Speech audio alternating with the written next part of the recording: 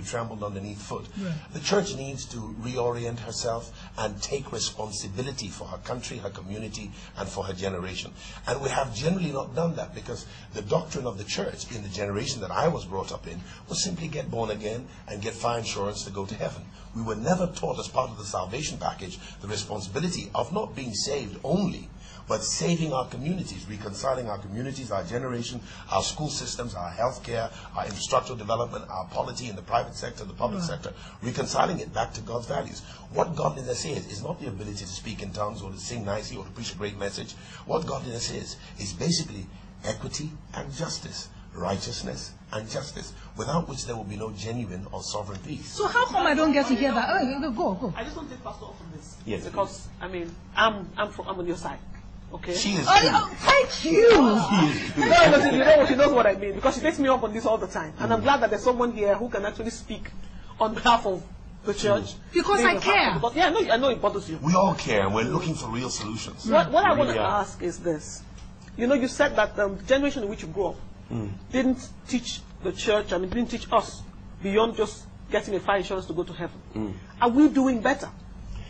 I think that when I look across the flanks of the battlefield, when I look across at some of my friends like Sunday Adelaja, Tony Rapu, Wale Adefarasi, just to mention a few, they are socially responsible.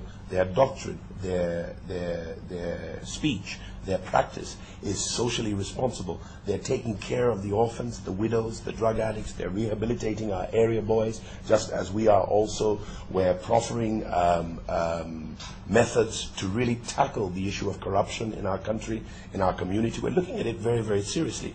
It's in a conversational dimension now, but it's quickly moving to a point where ultimately it will concert to the point where it becomes critical mass, and it will begin to shift things. But we need you.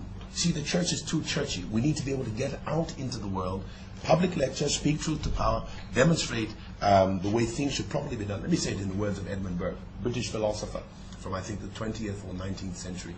He said, the only thing necessary for evil to triumph is for good men to do nothing. Good men to do nothing. Right. Yeah?